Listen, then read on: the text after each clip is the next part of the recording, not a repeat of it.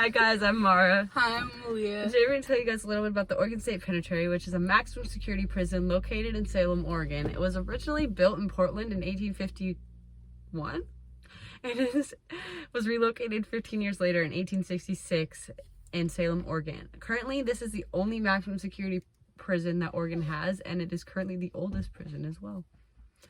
This prison has a maximum holding capacity of around 2,200 prisoners, and the prison contains all male faculty. The property stretches across 22 acres and is completely surrounded by 25-foot walls that lay 15 feet deep into the ground.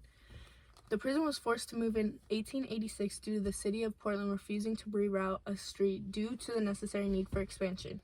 At one point, the legislature had approved an experiment in which they leased the prison to a private company in exchange for low-cost inmate labor. This reinforced the need for a better and more secure location. In the time that the company had been in charge of the prison and of the faculty, many prisoners had escaped. The Portland location was officially abandoned in 1866, and all inmates were moved into temporary wooden housing at the Salem location in order to help build the new prison. At the time, they built a 14-foot wall to surround the property, although it did little to prevent escape of prisoners in the late 1800s to early 1900s. The most famous escape took place in 1902 when Harry Tracy and David Merrill had somehow acquired a gun from a faculty member. And the time that they had possession of the gun, they had ended up killing 3 guards and managed to escape.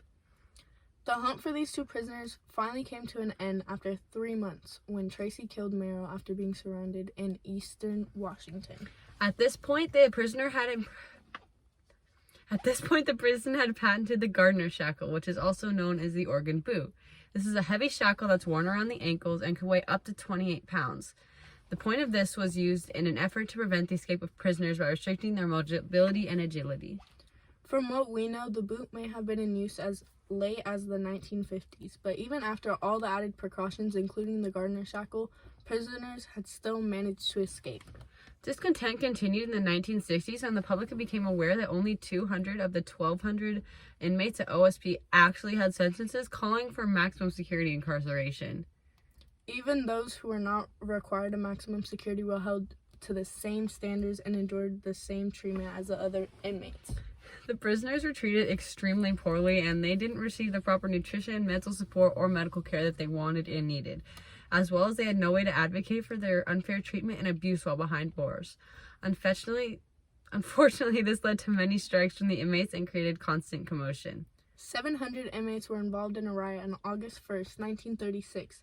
This riot took place after a ruling had taken place that made the process of being released after their minimum sentences more difficult. Armed guards were sent to shut down this riot.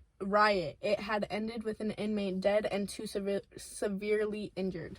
This led to a severe amount of outbreaks from inmates. They would throw things at guards, break windows, and start physical fights. This led to an attempted large escape after inmates had acquired weapons from a sympathetic guard. Breakout attempts continued for many years to follow, with few, if any, successful inmates escaped. Hunger strikes were largely seen through the years as an attempt to Breakout attempts continued for many years to follow, with few, if any, successful inmates escape. Hunger strikes were largely seen through the years as an attempt to protest for the abuse the prisoners were being put through. It's pretty crazy to learn about all these things that the inmates have gone through. I mean, especially knowing that all this is happening behind closed doors so close to our community. Sometimes we turn a blind eye to things that are going on around us. Our judgment is often clouded by biased opinions and false information.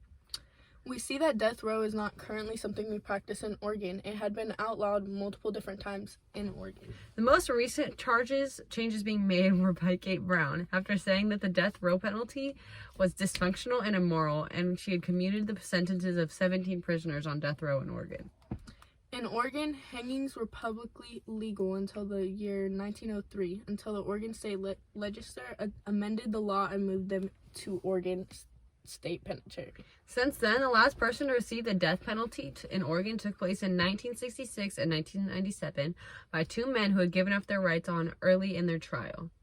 There are so many factors that tie into the criminal justice system in Oregon, some of which we never even knew. In conclusion, we would say that the Oregon State Penitentiary plays a big part in Oregon's current criminal justice system. We see that it's the oldest prison and has the most history compared to a lot of the different prisons we've researched in Oregon. And honestly, it'll probably continue to stay this way for many years to follow. Thank you guys for listening to our presentation, and we hope you guys enjoyed it. Thank you. Bye.